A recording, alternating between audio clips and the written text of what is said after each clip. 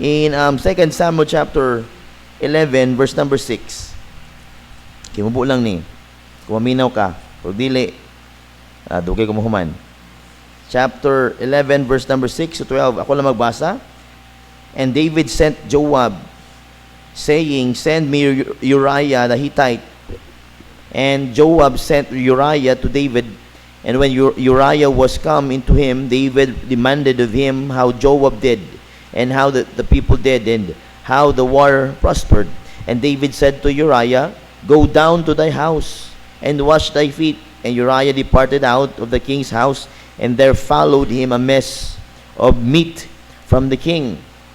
But Uriah slept at the door of the king's house with all the servants of his lord, and went not down to his house.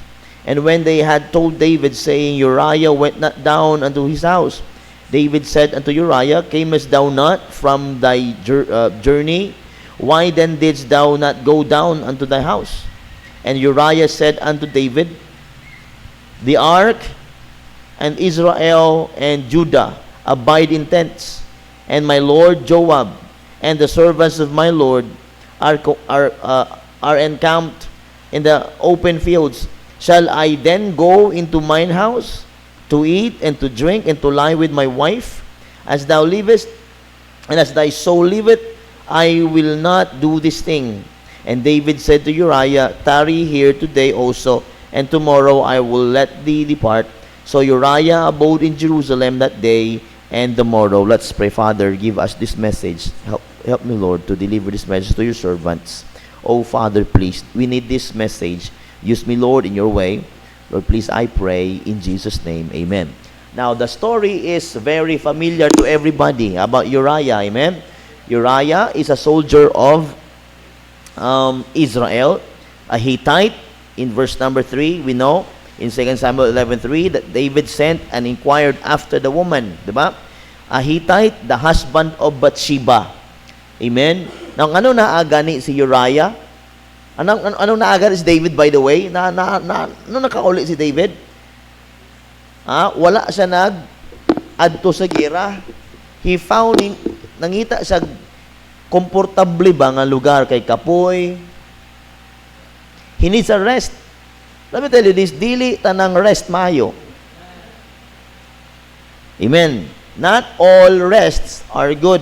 Ug dili tanang makaingon ka nga magpahulay sa ako maayo. Kaya basi pahulay na ugma wala ka na ginhawa, pahulay na gyud. Napaminawan ni. We could see here that the rest that David found is not that good, because this is one of the greatest tragedy that ever came to him. Because nagrest lang sila. Napabili sa temple, sa iyang mansion, nag-ato sa babaw, and he saw a woman naked.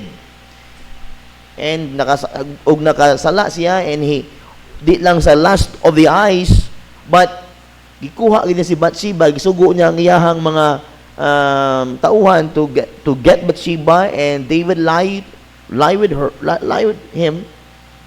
Okay? Si Bathsheba gikuha giniya, and somebody kani asawa ni Uriah. We know the story, right? See that? Be careful ka maingon ka nga ay magpahulay sa kuoy kay kapoy kay sa ministry. Are you with me? Pahulay sa kuoy kay kapoy kay magsuwin, pahulay sa kuoy kay grabe akong trabaho simbahan, pahulay sa ako kay murag may palugar-lugar sa ako kay murag grabe na din na ako makaya ang trabaho sa church. Somehow, you're resting, but check it out if it is good for you or not. We have an eternity of rest. Wait. Dito na lang ta mag-rest sa atong eternidad with the Lord. Kaya kung dinito mag-rest, mga igsoon, as servants of the Lord, maybe ang rest nga itong makuha, dili iya sa Ginoo. Iya sa dautan ba, nga himo sa dautan, nga atong rest, mahimong bliskad. Imbis ka mapaayo ta, malain na noon. Have you experienced sa imuhang life as a Christian nga dito nga time nga napahulay ka, dito pa noon ka nakakaton og mga bagay-bagay nga dili maayo? Amen? It's good to have a rest, but be sure that you are still in the Lord. Everything you think, everything you plan, everything you do is for the glory of God. I'm gonna tell you this again, dili tanang rest nga gusto nimo makapaayo sa imuha. Dili tanang rest iya sa Ginoo, dili tanang sometimes many times it is the devil who wanted us to be at home, to be at rest, to be at comfort. Why? Because the devil has a time to destroy us, a time to tempt us, a time to what? To do things para mahimo tang pareho na David. Miuli si David because he wanted to have a rest and he went to his house. He went home and found something na maayo sa iyang mata, pero kanang maayo sa mata di na naayo sa iyang kaugalingon. When he entertained this kind of sin and pag-entertain niya sa sin and he committed sin, and the products of sin is sin, is sin, is sin, and sin, and sin, and sin. Hanto na kahuna-huna si Uriah na I will destroy this. Kahuna si David niya, I will destroy Uriah. Now here mga igsoon, we know Uriah, a Hittite, the husband of Bathsheba, a soldier of Israel. In 2 Samuel 11:15, and he wrote in the letter saying, set Uriah in forefront of the hottest battle, and retire ye from him, that he may be smitten and die. Grabe no, mangtasan ni David. Ipauna ni si Uriah, di ba? Ang mga sani, may ranggong nga mga soldier sa likod man na siya. Nya mga pun sa chest ba pun or privates. Gibutang sa unahan niya, kunaan ako na si Uriah dito, biyahin ninyo. Aron siya ang mapatay sa kalaban. Uriah was a soldier of Israel. A servant, verse 21, who smote Abimelech the son of Jerusalem. Ang last nga phrase, thy servant Uriah the Hittite is dead also. We must understand that Uriah was Israel's soldier. God's soldier. Uriah's commitment is for the God of Israel and not unto the king. You know, di ba, in verse number, itong gibasa ganiya, that ingon ni Uriah, ngano mo uli man ko sa balay o mutapad sa akong asawa nga nasayod ko na akong kapitan tuwa sa gera, akong makauban nga soldiers tuwa sa gera o sa ngalan sa Juda o sa Israel nya na ako din hinga magkomportable lang. No, I will not go home. And David said, sige, ugma ipadala ta ka balik sa gera. Uriah's commitment is for God. Our commitment is for God. You committed to God and not to the pastor. You committed to the Lord and not to anyone here. Amen. You've committed unto the Lord. You are a servant of God. Tanan ta dinhi mga sulugon sa Ginoo o sa Dios ang atong commitment, dili sa tao. Ayaw mo magtanaw sa kuha kay ma-discourage mo. Kung makahimo ko di maayo sa inyong pananaw, ma-discourage, pandol mo. But when you look to God, sa masikanta ka na, look to God. Don't be discouraged. Uriah does these things for the Lord and not for the country. Nasay si Uriah, if he'll do this for God, God will bless the country. Tanawa yung verse number 11. Tanawa yung commitment. Verse 11. Are you there? 11, verse number 11. And Uriah said unto David, the ark, amen, yan ang ark na mga igsoon, kung dala nila na, daog yun sila. The ark of the covenant. And Israel, yung mga kauban, and Judah abide in tents. And my Lord, Joab, and the servants of my Lord are encamped in the open fields. Shall I then go into mine house to eat and drink and to lie with my wife? As thou livest and as thou soul liveth, I will not do this thing. Tanawang commitment ni Uriah. As a servant of God, dapat mauna ang atong commitment. We made a commitment to God and not to anyone. So better obey, better do, better what? Be responsible sa imong commitment in the Lord.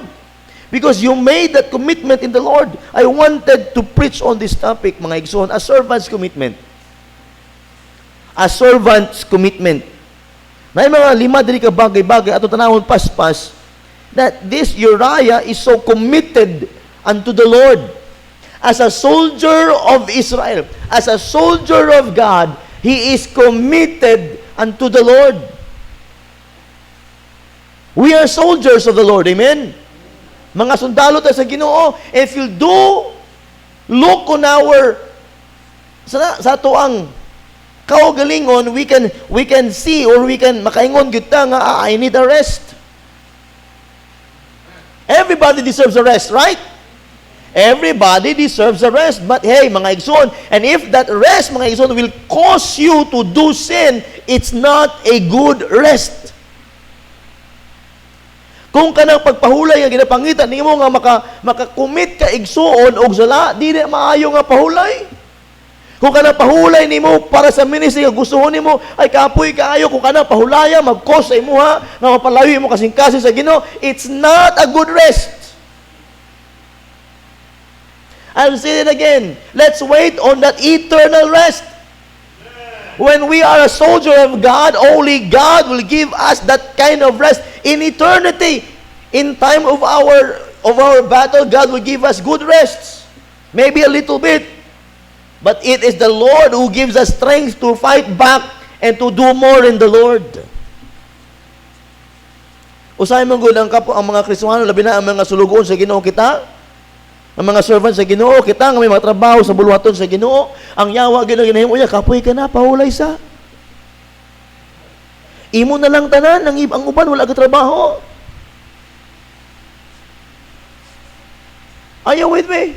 Nakadungog, daghan ko na dunggan ani nga mga reklamo sa itong mga kauban, sa mga trabahante sa Ginoo, kapoy naman ko, ako naman ang tanan. Wala na ko'y choice, wala na ko'y para sa mga kaugalingon. Uy, dapat di ka malipay kaya wala ka na time para sa mong kaugalingon, tanan iyan na sa Diyos. Kaya delikado kayo mga igsuon kung napa kay time sa mong kaugalingon. Now workers, listen to me. You are in the ministry because God enabled you to be there. God put you there. Gibutang ka din nga ministry, so better be good and do not find anything for yourself, or else God will take that away from you. Learn from other people. Wala na yung ministry, look how they live. Are they in church faithfully?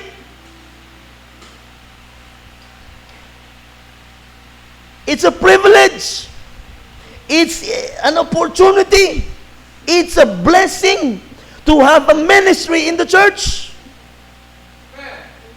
When you say kapoy ka na, kisa man gud wala gi kapoy. Bikambyo tag sapatos, ikaw din Amen.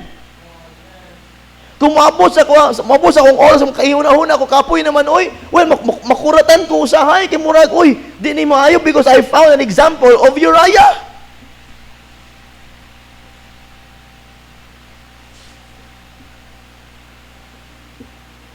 Now stop, listen to me. If you find yourself nga in the ministry nga murag ginakapoy ka na, mga igsoon o staff, paminaway mo kaugalingon, you are there in the ministry, whatever time tawagon ka sa Ginoo, be there. Kay dili tanang tao na ay sama pareho nimong trabaho. Privilege kang anong nakagadiha. Privilege ka nagalingkod ka diha. Privilege ka nga nagapangalagad ka sa Ginoo. Yes, wala may imo aning kalibutan na wala makay kwarta, wala tayong aning mga butang. Yes, we can see that, but it's only the devil that keeps us mag-as yung kaugalingon. Wala ka ani, wala ka ana, wala ka ani. Look, ang mga tao sa sigawas na ang masalay ana, na ang ani, pero wala sila sa Diyos. Look, tanawa sa gawas. They can sing whatever. Usa nga kanta lang kantahon. Be an ordinary member. Compare your life as a staff. Compare. Dili ka ordinary. You are so called as servant of God, nga gibutang ka somehow o sa ka ministry, nga giintas sa Ginoo si Muha, and don't you ever say you quit. Quitting is a sign of weakness. Are you weak? Amen. Uriah never say he quit. He said, Lord, muli ko sa balay, bukaon ko, matulog ko sa balay, niya ako makauban, tuwa sa gera. No, I want to win with my kauban. I want to win the battle with the Lord. He said he'd rather die for the country than to sleep at home. Igo ka, Stephen. Amen. If you have something, if you are in the ministry of the Lord, be happy. Yes, kapoy manoy. Kinsa man gud na wala ginakapoy. Amen. Amen. Kung naman ka sa gera o wala, same life, same time, same happening. Kung itugot sa Ginoo, kung dili ka Kristohanon, gitugot sa Ginoo nga may ngana sila. Kung Kristohanon ka, itugot sa Ginoo nga may ngani ka. Kung ikaw server sa Ginoo, itugot sa Ginoo, tanang mga bagay-bagay nga mahitabo sa imo, same life. But it's a blessing to know that you are in this world, in the ministry of God, in the corporation of the Lord, working for the Lord. Do not be, mga igsoon, a generic person. 99% in the world do not do anything for God except you. Ang 1%, mga igsoon, ikaw na in the ministry of the Lord. Asa ka, ana? That time mga igsoon, nga naingon ko murag kaundangon ako, pero pangilabutan ko ako mga balahibo, murag di makay naka-promise ko, Lord, if I quit, take me home. Wala lagi taan ang mga bagay-bagay nga naa sa kalibutan. Ngano mo taga kalibutan day ka? We are here for the Lord, for the glory of God. Amen. Amen. Uy, tugot sa Ginoo nga tagaan yung panalangin, tagaan kayo, wala ka balo. Lami kayo, una-una mga igsoon nga nakaangkon ka anang panalangin, wa niyo pangayua. Kaya ang Ginoo dili bungulo dili buta, hatagan ka sa mga bagay-bagay nga para sa imo nga magamit nimo sa buluhaton. Lami mo dawat igsoon ng panalangin nga wa nimo pangayua sa Ginoo. Nagi-award lang sa Ginoo sa imo kay faithful ka. Mao na imong iambo, dili ngay unsa-unsa imong himuon nga ug kapuy na ko di uno ko sabot. Sakiton ka, yes. There's time to rest, pero dili ka lang rest nga maingong ka nga magreklamo ka na. No, Uriah did not. His commitments exposed the king's sin. Ang commitment ni Uriah exposes ang sala sa hari. Amen. Ang iyang commitment, napakita, na-expose ang sala ni David. Sometimes, the Lord will use our commitment para na ay mga tao din mga igsoon nga makitaan, makaplagan nila nga anak sila. Example, you are so committed in the Lord every Sunday nga di ka malay. Tanang mga tao nakapalibot kayo mo, nakakita na wa gyud ka na late. And they will be affected. Because nagapakita na nga ikaw layo ra gyud sa ila. His commitments pushes the king to repent. Chapter 12, verse 13 to 17. Muna sa Psalms na ingon si David ito, di ba? Restore unto me the joy of thy salvation. Mauna chapter 12. Nawala kalipay ni David because anay panghitabua. His commitments taught a lesson to the king. Chapter 12, verse number 18 to 22. Ang commitment niya, mga igsoon, nakaangkon ang hari og lesson. His commitment helps the king to be better. Pagkanindot. Ang iyang commitment nakatudlo o nakahatag, nakatabang sa hari. O mga igsoon, kung ikaw mo commit sa Ginoo, whatever commitment you have in the Lord, and when you do that commitments, you are giving a blessing to those people who never did their commitments in the Lord. Kung nahimo na mo yung commitment sa Ginoo, mga igsoon, ikaw naghahatag og lesson sa uban. Sa uban nga wala nakahatag sa ilang commitment. Nakaya gani ni Maricel. Ikaw daw libod og mga pito-pito, bulad og unsa. Faithful kay naghatag siyang tithes. Ayaw panginambog ha. I have a record. Sa commitment niya, grabe. Nga, need niya siyang kaugalingon, kaya need niya injectionan every 3 months. She needs an injection, di ba? Tambal. I-inject siya 3 months. Every 3 months. But in her commitment, lupig pa ko. See? Siya ganyan, magtanaw ko siya, murag apektado ko. Why? This simple woman who did a commitment in the Lord, lupig ko. So na-challenge you to do more in the Lord. Para yun ni Uriah, nahimong panalangin si Uriah kang David. Even though gipatay ni David si Uriah, but David taught himself a lesson.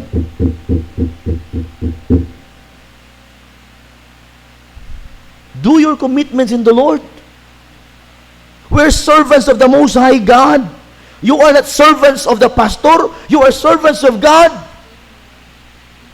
Muna dito pwede nga magdili-dili sa buluhaton sa Ginoo, kay giluwas ta para mga lagad.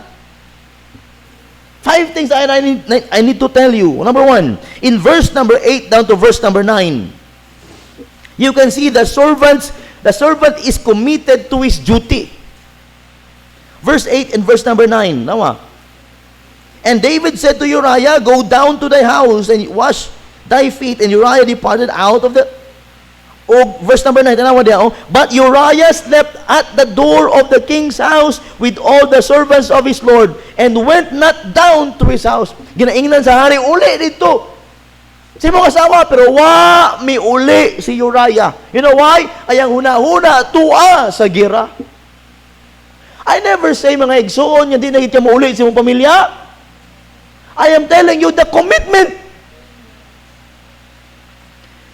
The servant is committed to his duty. Our duty is to fear God and keep His commandments. Ecclesiastes 12:13. Are we committed to our duty as a Christian? Grabe ka committed si Uriah siyang trabaho. As a soldier of God, he commit himself. Di ko mauli, gipauli mo ko, hari, King David, gipauli mo ko, malapay gira, muuli lang ko, kawanay gira. Dili niya makita yung kaugalingon na isa na sa komportable, pero ang iyang mga kauban, tropa, tuwa sa gira. Are you with me? How's your commitment tonight? The servant is committed to his duty, kaduha.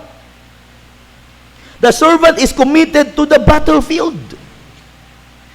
In verse number 10 and verse number 11, and when they had told David, saying, Uriah went not down into his house. Now in verse number 11, Uriah said unto David, the ark and Israel and Judah abide in tents, and my lord Joab, the servants of my lord, are encamped in the open fields. Shall I then go into mine house to eat? Kinala ba kumuuli nga ako mga tropa tuwa sa gira? He committed his life for the battlefield. And as a Christian also, as a servant, let's commit ourselves in the battlefield of the Lord. Basta para sa Ginoo, himua, commit. God is ever with us in our battles. Ang Ginoo na agyud kanunay sa itong mga battles in Psalms 140 verse number 7. O God the Lord, the strength of my salvation, Thou hast covered my head in the day of battle. Uban ang Ginoo sa atong mga gira. Amen. Our victory is on the Lord Jesus Christ. 1 Corinthians 15:57, but thanks be to God, which giveth us the victory through our Lord Jesus Christ. We are mighty because of God. Si Draco. We are mighty because of the Lord. Excited kay si Uriah, I will fight with my co-soldiers in the Lord. Ganahan kay siya, na ay sword, na ay gera, ani. Na ang iyang kasing-kasing tuwa sa gira. Pero kita, gamay lang nga ano. Dili mo na kalikayan nga, maluya ta. Amen? But somehow, ang atong rest, dili rest. Risk. Risky ba? Nag-rest ka, nag-take kag-risk. Risk ano man. Kaya usahay diha sa imuhang pagpahulay, di ka mauna-huna ang mga bagay-bagay nga di maayo. Makaplano baga mga bagay-bagay nga layo na sa Ginoo. Mag-rest ka, risky nga dili ni mahatag kaayo ang himaya sa Dios. Iso wala ko nagaingon nga di na kinahanglan matulog, di na kinahanglan maghigda, di na kinahanglan nga magingani, di na maguli. No, I am telling you this is mga igsuon kung kanang rest nga ginahimo, nga napangita nimo kung dili man na ka makadalag himaya sa Dios, di na maayo.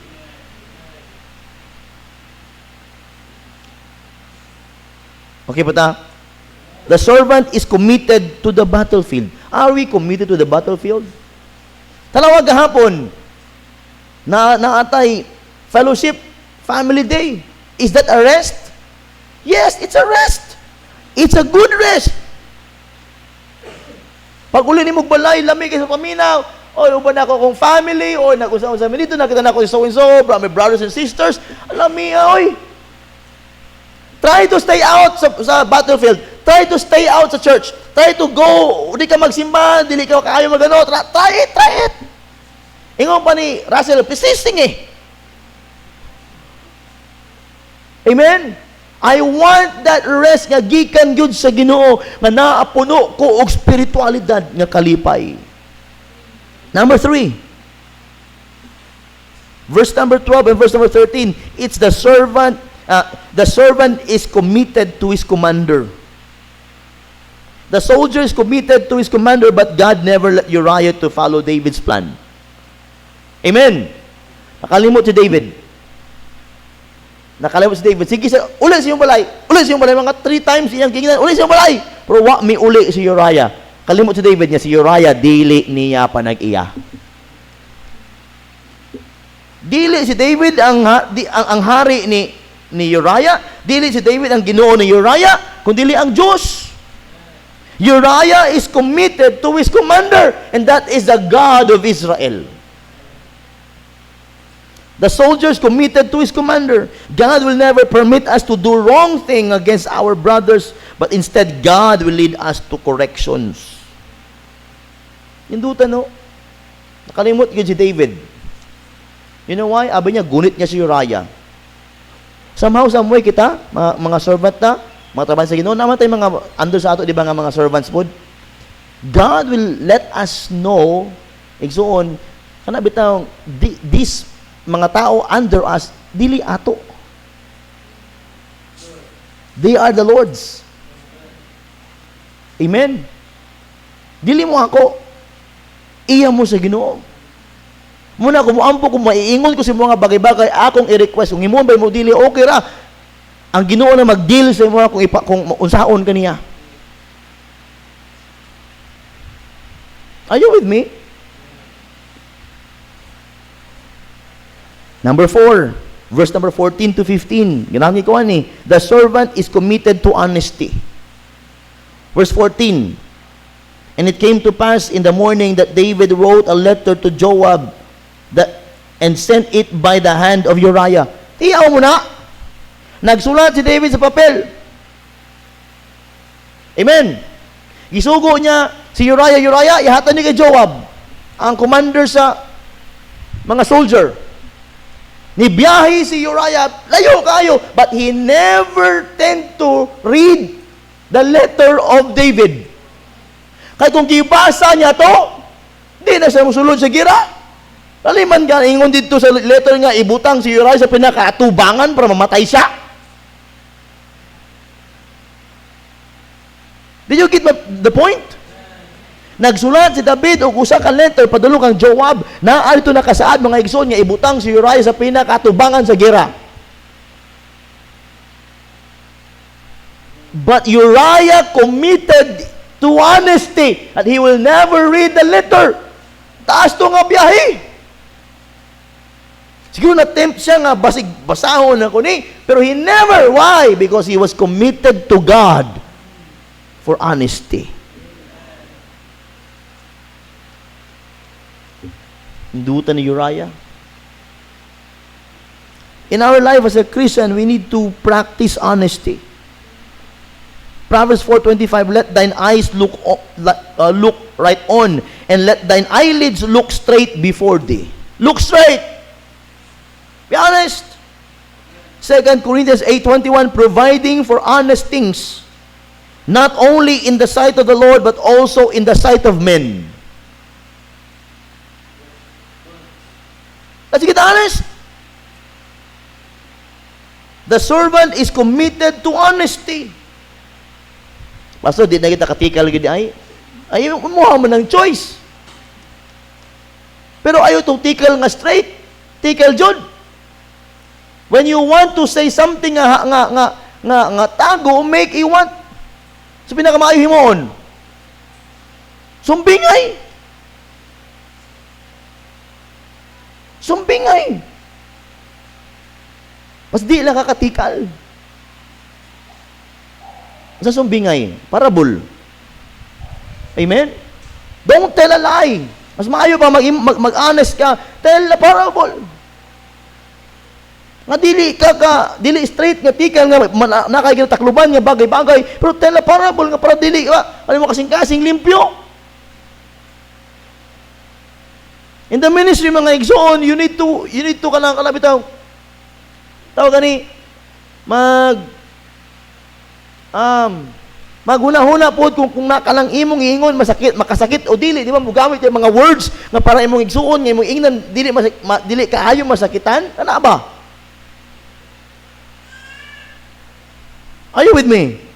The servant is committed to honesty. Grabe si Uriah. I learned so much from this person. Pag commitment na gani ang isgutan, wala gi makapildi aning tawana. Lastly, nindot ni verse number 16 to 17. And it came to pass when Joab observed the city that he assigned Uriah unto a place where he knew that valiant men were.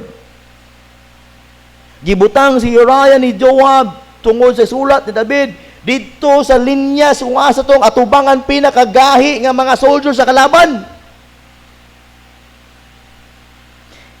And the men of the city went out and fought with Joab, and there fell some of the people of the servants of David, and Uriah the Hittite died also.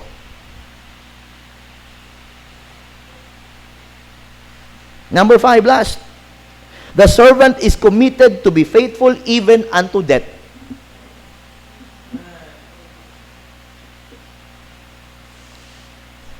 Wa niya gibasa tong letter, ako to, basahon ako to, bugoy. So, ano yung basik ako na to? Lisod na!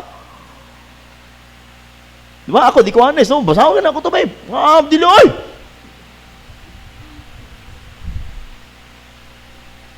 But Uriah did not, because of his commitment in the Lord. The servant is committed to be faithful even unto death. Balag ikamatay niya because he committed in the Lord his God. Revelation 2:10, fear none of those things which thou shalt suffer. Behold, the devil shall cast some of you into prison, that ye may be tried, and ye shall have tribulation 10 days. Be thou faithful unto death, and I will give thee the crown of life. Astang induta, no? Layo ra kayo ta. But somehow, sa pulong nga servanthood, let's follow the example of Uriah. Nga bisan pa ikaw na ginaduot,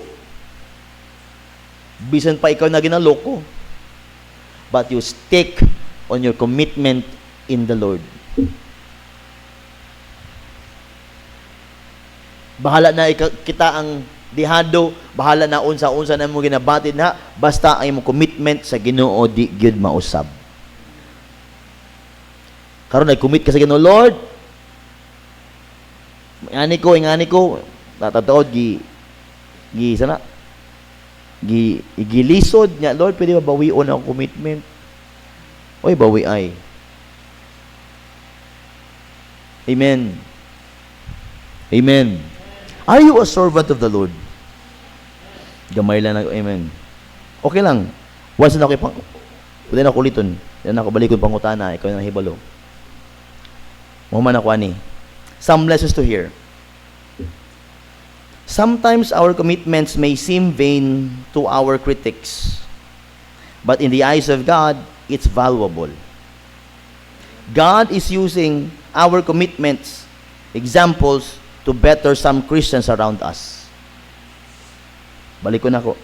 Sometimes our commitments may seem vain to our critics, but in the eyes of God, it is valuable.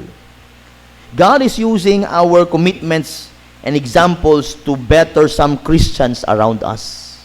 Ginagamit sa Ginoo atong mga commitments to better the Christians around us. Kaya kung atong commitments para na po sa uban, we are not helping other Christians. Ikaduha nga lesson. Maybe your life is like Uriah's. Maybe your life is like Uriah's. And your commitments are tested. Keep on. Don't be discouraged. God is in control. There might be some David in your life that through your commitments may help some people around you to be a better and will be a fruitful Christian like you. Basin daghan David sa imong palibot. Amen. Naay David sa imong palibot. And because of your commitment, that David will change. Lastly, remember, our commitments is for the Lord, and that will never be in vain. Our commitment shows how's our faith in the Lord. Atong commitment mo na nagapakita sa uban, mo na ang atong pagtuo sa atong Ginoo. Are you a committed servant? It might not be easy, but it is the only thing nga makitaan sa Ginoo nga how genuine our faith is to Him. Let's learn from the life of Uriah. How's your servanthood? How's your commitments? It's easy to make a commitment kung dili gud kinasing-kasing. But when you make a commitment, be sure that you make that commitment in the Lord, so you will never fail. Do not fail God. Di na nato pakyason ang Ginoo, ang Ginoo wa kita ginapakyas ay. God has been faithful to us, and He never failed in His promises. Napakyas ni mo ang Ginoo? Many times, yes. I failed God many times. But hey, try not to fail the Lord in your commitments. Be like Uriah. Even though in the pit of death, he never surrendered his commitment. Maybe kung makita to si Uriah karon, yang pangutano nimo, Uriah, nagregret ba ka sa commitment nimo nga namatay ka na tungod gibutan ka ni David dito? One thing I'll tell you this. If I were Uriah, kung ako si Uriah, ugto ako sa atubangan, gibutan ko sa atubangan, matingalan ako. Hello? Wala na. Mao na gyud ni. Mao din plano sa hari. Ang kinaiya ni Uriah dito, Kabulo ko nga ako gid una matay ani. You know what?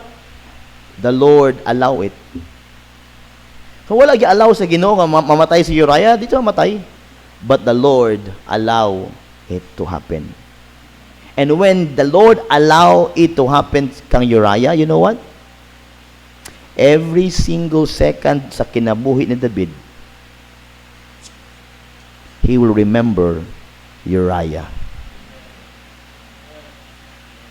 And kung ikaw ang naastubangan doon sa gera, ug nasayod ka nga ano, mao na gini purpose sa hari, patsun ko, I will fight to the fullest of my strength. I will never run. Kung ikaw ka ito naastubangan, gibutang ka na dito and the enemies are ready to kill you, what will you do? Will you run? God allows it. Kato nga gira, I will fight unto the fullest, raising my sword high. Lord, imo ni, I will die for you. I will never die for the king. I will never die for the king. I will die for you, Lord. That's how Uriah died. He died for the God of Israel and not for the king.